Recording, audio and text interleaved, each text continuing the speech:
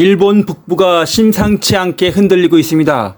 8월 23일 홋카이도 인근에서 규모 6.0의 강진이 발생한 데 이어서 불과 나흘 뒤 살리쿠 앞바다에서 또다시 규모 6.1의 지진이 발생했습니다. 그리고 오늘 8월 28일 새벽에는 후쿠시마 앞바다와 아오모리현 동쪽 앞바다가 불과 8분 간격으로 연속 흔들렸습니다. 여기에 일본 남쪽 구마모토에서는 며칠째 크고 작은 지진이 끊이지 않고 있습니다.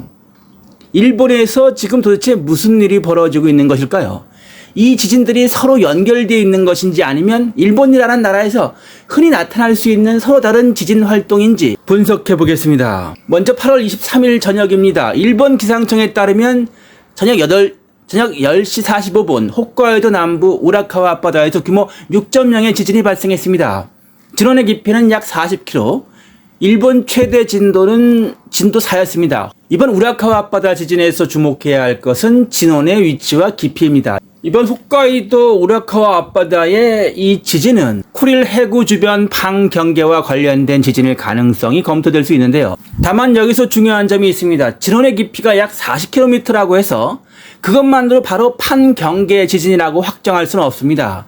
실제 지진의 발생 메커니즘, 여진이 어떤 방향으로 분포하는지, 단측면이 어떤 방향으로 움직였는지까지 함께 봐야 합니다. 그러니까 판경계 또는 침강하는 판상부 부근의 지진일 가능성을 검토하면서 진원의 깊이만으로 단정해서는 안 되는 것입니다. 근데 이 지역에서 규모 6급의 지진이 처음 발생한 것이 아니죠. 우라카와 인근은 원래 규모 6 이상의 지진이 반복적으로 발생해온 지역이고, 저도 지진 영상에서 여러 번 이 우라카와 강진 영상을 만든 기억이 있는데요. 과거 약 100년 동안 이 주변에서 규모 6급 지진이 여러 차례 발생했으며 2011년에도 비슷한 위치에서 규모 6.2의 지진이 있었습니다. 따라서 이번 규모 6.0 하나만 가지고 곧바로 이례적인 거대 지진의 전조로 이야기할 수는 없습니다. 근데 문제는 이제 그 이후죠. 나흘 뒤 8월 27일 새벽 4시 21분 이번에는 살리쿠 앞바다에서 규모 6.1의 지진이 발생했습니다.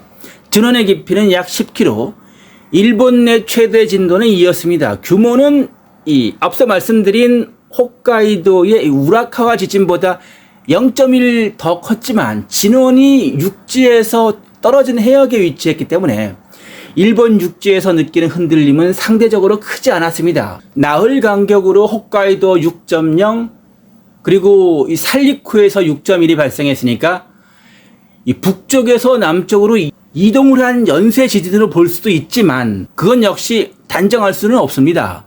이 홋카이도 우라카와 앞바다는 쿠릴 해구 계통의 영향을 강하게 받는 지역이고, 이 살리쿠 앞바다는 일본 해구와 직접 관계되는 지역입니다. 동일본 대지진이 발생했던 일본 해구 영역과 이번 홋카이도 우라카와 지진이 발생한 이 쿠릴 해구 주변은 구분해야 할 필요도 있습니다. 그러니까 이 두 지역, 이 우라카와 쪽의 홋카이도 쪽의 지진과 이 일본 해구의 살리쿠 앞바다에서의 지진을 일본 북동부 태평양 연안이라는 어찌 보면 큰 틀에서는 이어져 있다고 볼 수 있겠지만 한 지진이 다른 지진을 직접 촉발했다라고 우리가 단정할 수 없다는 것이죠. 근데 오늘 8월 28일 새벽 4시 46분에 또 다른 지진이 발생했는데요. 후쿠시마 앞바다에서 규모 4.0, 진원의 깊이는 약 60km의 지진이 발생했고 이 최대 진도는 2였습니다. 그리고 불과 8분 뒤인 새벽 4시 54분 이번에는 아오모리현 동쪽 앞바다에서 규모 4.6, 진원의 깊이는 약 50km의 지진이 발생했습니다. 최대 진도는 3이었습니다. 정리해보면은 8월 23일 홋카이도 우라카와 앞바다 규모 6.0, 27일 살리쿠 앞바다 6.1, 28일 오늘 후쿠시마 앞바다 규모 4.0, 8분 뒤 아오모리현 동쪽 앞바다 규모 4.6. 불과 며칠 사이에 일본 북동부 태평양 연안의 여러 지역에서 지진이 이어지고 있는 것은 팩트입니다.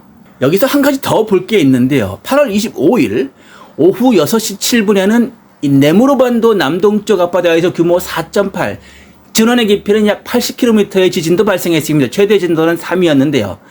그러니까 홋카이도 주변만 놓고 보더라도 이 홋카이도의 우라카와 앞바다 6.0에 이어서 네모로 반도 남동쪽 규모 4.8이 발생했고, 그 후에 살리쿠 앞바다 규모 6.1, 오늘 8월 28일 아오모리현 4.6까지 나타난 거죠. 또한 일본 북부와는 완전히 다른 지역인 이 큐슈의 구마모토에서도 지진이 계속되고 있죠.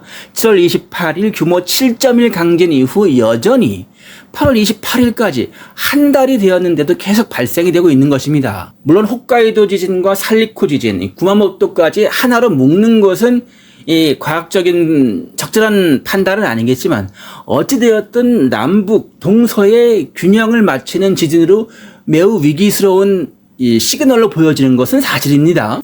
여기서 가장 궁금한 부분은 홋카이도 부근에서는 오래전부터 쿠릴 해구 초거대 지진 위험이 거론되어 왔죠.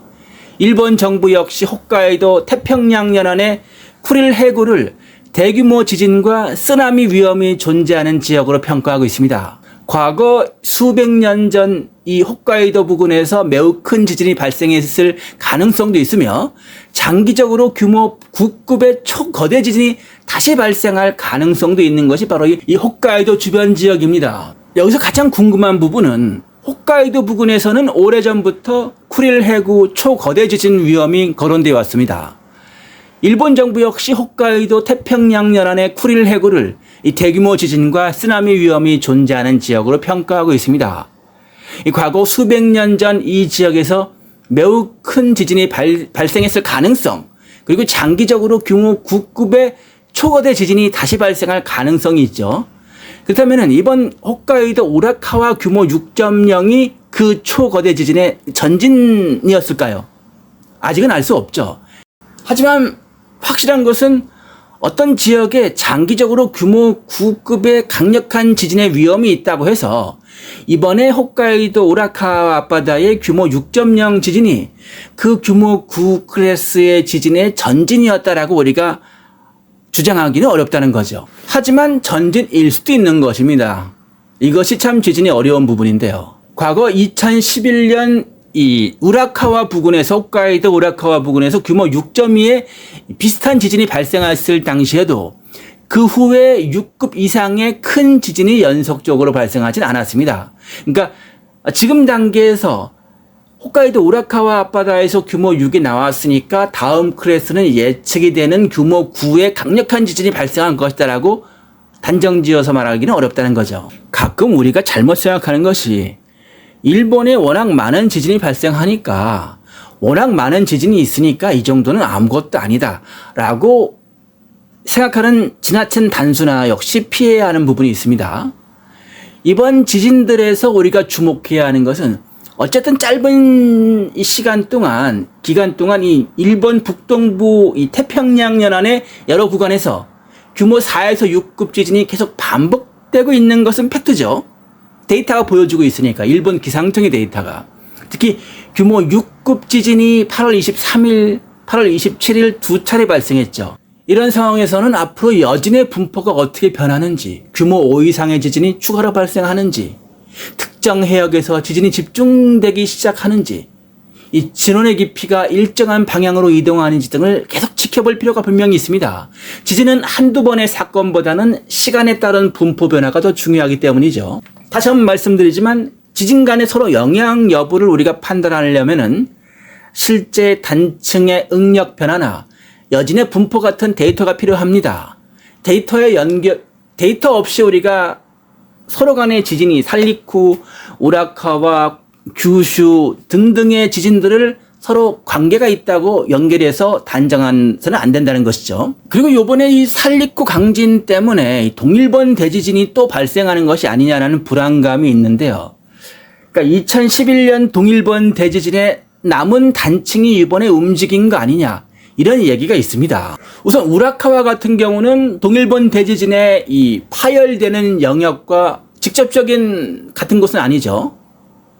2011년 동일본 대지진은 일본 해구 쪽에서 발생했고, 이번 홋카이도 우라카와 지진은 그보다 북쪽의 쿠릴 해구 주변에서 그 위치해 있기 때문에 동일본 대지진의 남은 파열 구간이라고 해석될 수가 없겠지만, 살리쿠 앞바다 이번에 지진은 좀 다르죠. 이곳은 일본 해구를 따라 대규모 지진이 반복적으로 발생해온 지역입니다. 따라서 살리쿠 규모 6.1 이후의 활동은 우리가 별도로 계속해서 반드시 관찰할 필요가 있습니다. 시청해 주셔서 진심으로 감사드리겠습니다. 구독과 좋아요, 알림 설정을 꼭 부탁드리겠습니다.